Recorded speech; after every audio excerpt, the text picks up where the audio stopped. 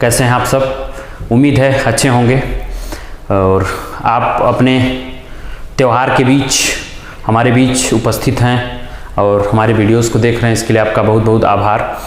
आज हम अपने वीडियो में बात करने के लिए उपस्थित हैं कि जो आईएएस और पीसीएस की तैयारी करने वाले छात्र हैं, जो अभी कॉलेज में एडमिशन ले चुके हैं, अभी 12th पास आउट किए हुए हैं, तो उनकी जो तैयारी है वो कैसे स्टार्ट हो और उस तैयारी के दौरान वो कौन कौन सी पुस्तकें पढ़ें। अक्सर इसको लेकर बाज़ार में एक भ्रम होता है मार्केट में या सोशल मीडिया प्लेटफॉर्मों पर कि जितने भी टॉपर्स होते हैं या जितने भी लोग तैयारी से जुड़े हैं, सब अपने अपने हिसाब से अपनी अपनी बुकें सजेस्ट करते हैं। तो हम भ्रमित हो जाते हैं कि कौन सी किताबें पढ़नी है, कौन से नहीं पढ़नी है। तो आज हम आपको बताएंगे कि कौन कौन सी किताबें हैं जिसको पढ़ी ही जानी चाहिए, जो सभी टॉपर्स पढ़ते ही हैं। वो कॉमन बुक है, वो सब टॉपर्स सजेस्ट करते हैं। उसको आप अगर पढ़ेंगे तो आपको भटकने की जरूरत नहीं पड़ेगी। इसके बाद आप एड ऑन जो करते जाएंगे वो अन्य किताबों या अन्य पुस्तकों से एड ऑन करेंगे, लेकिन बेसिक चीज़ें आपकी वही रहेंगी, वो नींव के पत्थर का काम करेंगी। उसके बिना आपको सिलेक्शन लेना थोड़ा मुश्किल पड़ेगा। नामुमकिन तो नहीं कहेंगे, मुश्किल जरूर कहेंगे। तो उन पुस्तकों के बारे में आज हम बात करेंगे कि जो पढ़ी जाने योग्य हैं और पढ़ी जानी ही चाहिए आपकी तैयारी के दौरान। तो इस वीडियो के बाद मुझे लगता है कि आपकी जो समस्या होगी बहुत हद तक सॉल्व हो जाएगी। सबसे पहले अगर आप तैयारी शुरू कर रहे हैं, नए छात्र हैं, एकदम तैयारी के बारे में कुछ भी नहीं पता है, तो आप एनसीईआरटी पुस्तकों का नाम सुने होंगे। जिस माध्यम के आप हैं, दोनों माध्यम में उपलब्ध है, हिंदी और इंग्लिश। तो एनसीईआरटी की किताब जाएँ आप मार्केट से खरीद कर लाएँ। कक्षा 6 से 12 तक, एनसीईआरटी कक्षा 6 से 12 तक आप पढ़ सकते हैं, 6 to 12। और जो 6 से 12 तक आप एनसीईआरटी लाएंगे वो न्यू एनसीईआरटी होनी चाहिए। ये न्यू एनसीईआरटी 2006 के सिलेबस बदलने के बाद से आई है। मार्केट में वही उपलब्ध भी है, ओल्ड आपको मिलती भी नहीं है। कुछ बच्चे ओल्ड और न्यू को लेकर भी परेशान होते होंगे, उस पर भी हम बात करेंगे।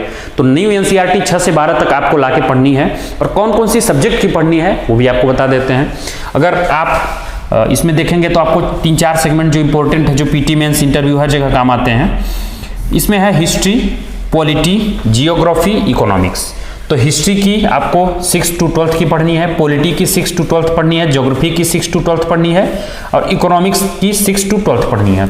लेकिन अगर आप कंफर्टेबल हैं 9 से, तो आप 6 से 8 तक की बुक को इग्नोर कर सकते हैं अगर आपका बेसिक कंप्लीट है।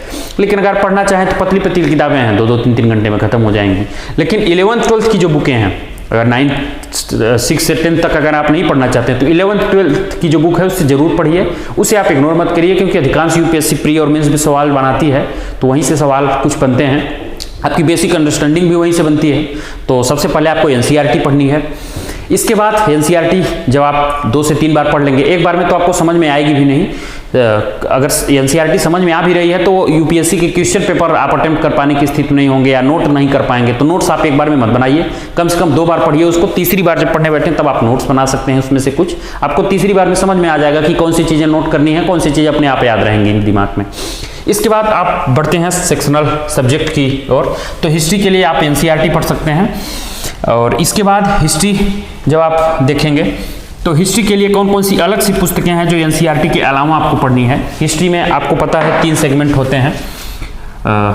प्राचीन भारत, जिसे आप एंशिएंट हिस्ट्री बोलते हैं, मध्यकालीन, जिसे मिडाइवल बोलते हैं,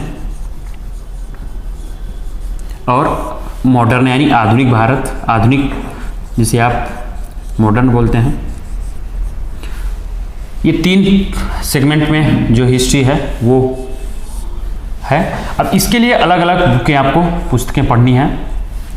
एनसीईआरटी की आप नई पुस्तकें पढ़ लिए हैं, इसमें आपको सब कुछ ये चैप्टर्स मिल जाएगा।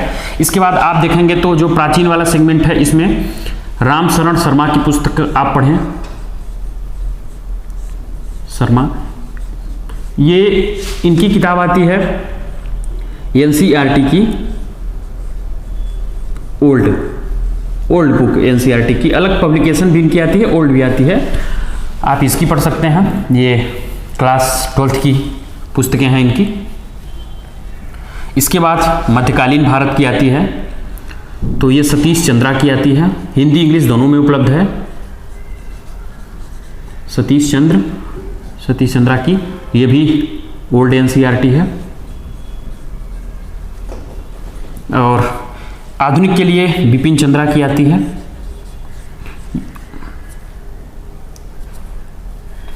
बिपिन चंद्रा, इनकी भी वही सेम ओल्ड एनसीईआरटी है, तो इसको आपको पढ़ना है।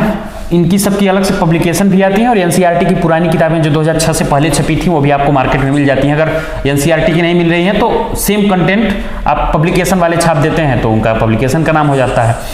इसके बाद इसकी एक किताब है स्पेक्ट्रम, आधुनिक भारत का इतिहास, इसको आप जरूर पढ़ें, पीटी और मेंस दोनों के लिए। अगर आप इसको पढ़ रहे हैं तो ठीक है, अगर इसको आप नहीं पढ़ना चाह रहे हैं तो इसको पढ़ सकते हैं। इन दोनों में से कोई एक रिप्लेस कर सकते हैं, लेकिन स्पेक्ट्रम ज़्यादा सर्वमान्य मानी जाती है, टॉपर्स भी अधिकांश इसको रिकमेंड करते हैं, तो इसको आपको प्रीलिम्स के लिए तो पढ़ना ही है। मेंस पर्सपेक्टिव से बिपिन चंद्रा भी पढ़ सकते हैं आप। तो हिस्ट्री की ये बुकें हो गई जो आपको पढ़नी ही पढ़नी, इसको आप इग्नोर नहीं कर सकते हैं। इसके बाद हिस्ट्री में ही एक पार्ट आता है कला और संस्कृति, कला एंड संस्कृति। तो जो कला संस्कृति वाला पार्ट है वो इन मध्यकालीन, प्राचीन और आधुनिक की जो कलाएं हैं, जो संस्कृतियां हैं, अधिकांश ये दो सेगमेंट आते हैं, प्राचीन और मध्यकालीन।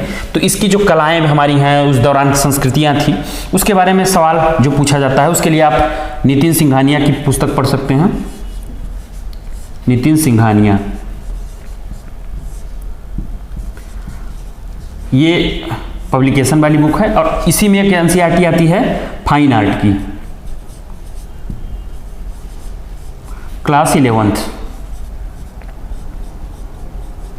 ये एनसीईआरटी है।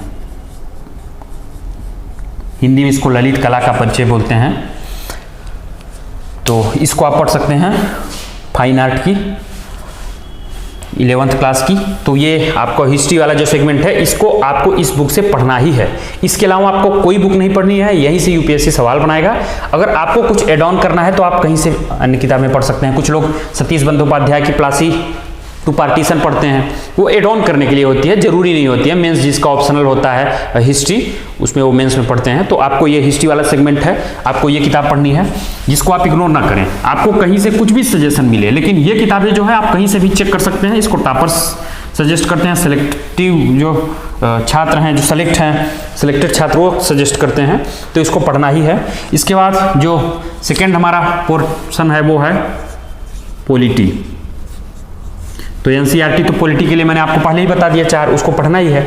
अब जो मेन बुक है उसमें है लक्ष्मीकांत, वो हिंदी इंग्लिश दोनों में उपलब्ध है, एम लक्ष्मीकांत की, तो इसको आपको पढ़ना है। इसके अलावा लोग डीडी बसु की भी सजेस्ट करते हैं, सुभाष कश्यप की संविधान की भी, लेकिन उसको आपको पढ़ने की ज़्यादा जरूरत नहीं है। अगर आप अतिरिक्त जानकारी प्राप्त करने के लिए पढ़ना चाहते हैं तो प्लस पॉइंट है आपके लिए, वो आपका मन है। लेकिन लक्ष्मीकांत को इग्नोर नहीं किया जा सकता। पॉलिटी के लिए रामबाण है, इसको आपको पढ़ना है। और जो 11th और 12th की एनसीईआरटी है आप पॉलिटी के लिए उसको पढ़ना ही पढ़ना है, बेसिक। पहले उसको पढ़ेंगे तभी ये समझ में भी आएगी। तो ये पॉलिटी की हो गई। इसके बाद आपका है जियोग्राफी। तो जियोग्राफी के लिए आपको एनसीईआरटी तो पढ़नी ही है, एनसीईआरटी पढ़नी ही है। अगर आप कुछ अतिरिक्त करना चाहते हैं, इसमें कोई बुक पढ़ना चाहते हैं, तो माजिद हुसैन की आप पढ़ सकते हैं, माजिद हुसैन की, वो भी सेलेक्टेड चैप्टर्स यानी पूरी किताब नहीं पढ़नी है, सेलेक्टेड चैप्टर्स आपको पढ़ना है। अगर आप किसी कोचिंग के नोट्स से सहज हैं तो आप नोट्स पढ़ सकते हैं, लेकिन किताबें ज्योग्राफी के लिए एनसीईआरटी बेस्ट है, जिसमें 11th और 12th की आप पढ़ें ही, 11th एंड 12th। ये न्यू एनसीईआरटी है, न्यू एनसीईआरटी, इसको आपको पढ़ना ही है, इसको आप इग्नोर नहीं कर सकते हैं। इसको जब आप कंप्लीट कर लेंगे तो इसके बाद आपका एक जो अलग सेगमेंट आएगा वो आएगा इकोनॉमिक्स। जब आप इकोनॉमिक्स की ओर बढ़ेंगे तो आप देखेंगे कि इकोनॉमिक्स में आपको एनसीईआरटी ही पढ़नी है बेसिक अंडरस्टैंडिंग के लिए। तो उसमें क्लास 11th की एनसीईआरटी है भारतीय अर्थव्यवस्था का विकास।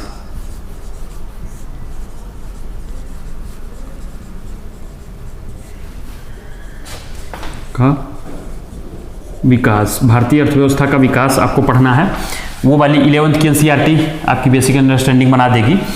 इसके बाद अगर आप किताब पढ़ना चाहते हैं तो इकोनॉमिक्स पर बहुत सारे लोग बहुत सारी किताबें सजेस्ट कर देते हैं, जिसमें एक रमेश सिंह हैं, तो उनकी किताब लोग कहते हैं कि बहुत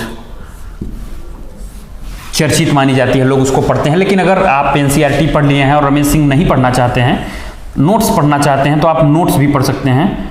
कोचिंग क्लासेस के नोट्स, कोचिंग के नोट्स आप पढ़ सकते हैं किसी के, लेकिन उसमें भी बहुत सारी कोचिंग के बहुत सारे नोट्स होते हैं। इंग्लिश मीडियम में आप जब देखेंगे इंग्लिश, तो इंग्लिश में श्री राम आईएएस का नोट्स आता है, मुरडाल का आता है जो बाइलिंगुअल होता है, मुरडाल पटेल हैं, उनका नोट्स आता है, उनकी क्लासेस आती हैं, उनको आप देख सकते हैं। और दृष्टि और संस्कृति के नोट्स आते हैं, तो जिसमें ए के अरुण जैसे टीचर्स लोगों के नोट्स हैं, आप इसको पढ़ सकते हैं। इस तरीके से आपकी बेसिक बुक इकोनॉमिक्स है, इसको आपको पढ़ना है। इसके बाद जो इकोनॉमिक्स में एक सेगमेंट और आता है, अगर आप तैयारी कर रहे हैं तो उसमें इकोनॉमिक सर्वे आता है। इकोनॉमिक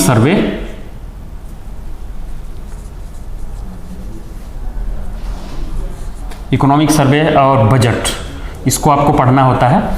तो इकोनॉमिक सर्वे और आप बजट पढ़ेंगे जब आपको जिस साल एग्जाम देना होगा उसको भी एड ऑन करना होता है, वो मुख्य पार्ट होता है।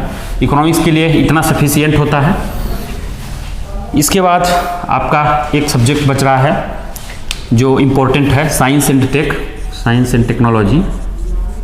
ये पीटी मेंस दोनों में पूछता है। तो इसमें आपको कोई बुक पढ़ने की जरूरत नहीं है। आप क्लास नोट्स, किसी के कोचिंग के क्लास नोट्स या कोचिंग के नोट्स पढ़ सकते हैं किसी के, या क्लासेस अगर आप करना चाहें तो हमारे डेस्टिनेशन में भी जो टीचर पढ़ाते हैं साइंस टेक आपकी बेसिक कंप्लीट करा देते हैं। तो आप यहाँ से अगर पढ़ना चाहें तो यहाँ से भी पढ़ सकते हैं, या किसी अन्य कोचिंग से अगर आप पढ़ रहे हैं तो वहाँ के क्लास नोट्स को रेफर कर सकते हैं। किताबें बहुत ज़रूरत नहीं है, इसमें करंट अफेयर्स की ज़्यादा भूमिका होती है। करंट अफेयर्स यानी जो समसामयिकी जिसे बोलते हैं। तो करंट अफेयर्स आपको 1 ईयर का या 1 to 2 ईयर का, 2 ईयर का आप करंट अफेयर्स पढ़ सकते हैं। यहाँ से सवाल बनते हैं, तो आप साइंस टेक को इस तरीके से कवर कर सकते हैं। इसकी बेसिक जो नीड्स है। अब आपका अंतिम बचा पर्यावरण एवं पारिस्थितिकी। इसके लिए बड़ा भ्रम होता है, इन्वायरमेंट जिसे बोलते हैं।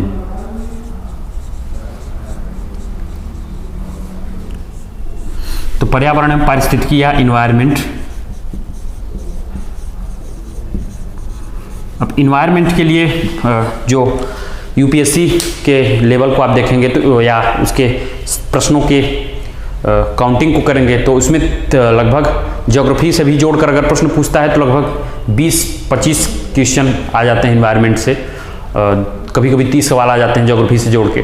चूँकि इसका जो प्रीलिम्स होता है यूपीएससी का, वो इंडियन फॉरेस्ट सर्विस के प्रीलिम्स को मर्ज कर दिया गया है, दोनों का एक ही प्रीलिम्स होता है। तो वहाँ के जो बच्चे हैं उनको वेटेज देने के लिए इन्वायरमेंट वाले सेक्शन से प्रश्न की संख्या बढ़ा देता है। तो आप अगर इन्वायरमेंट पर ध्यान देंगे तो आपके पीटी निकलने की संभावना ज़्यादा होती है। तो इन्वायरमेंट के लिए आपको बहुत दिक्कत होती है कि बुक मिलती हैं या नहीं मिलती हैं मार्केट में।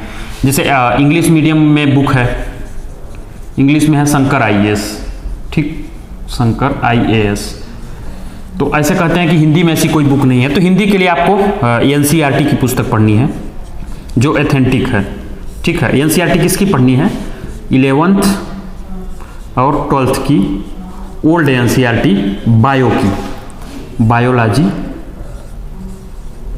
अब बायोलॉजी की पूरी किताब तो पढ़नी नहीं है आपको, सेलेक्टेड चैप्टर्स।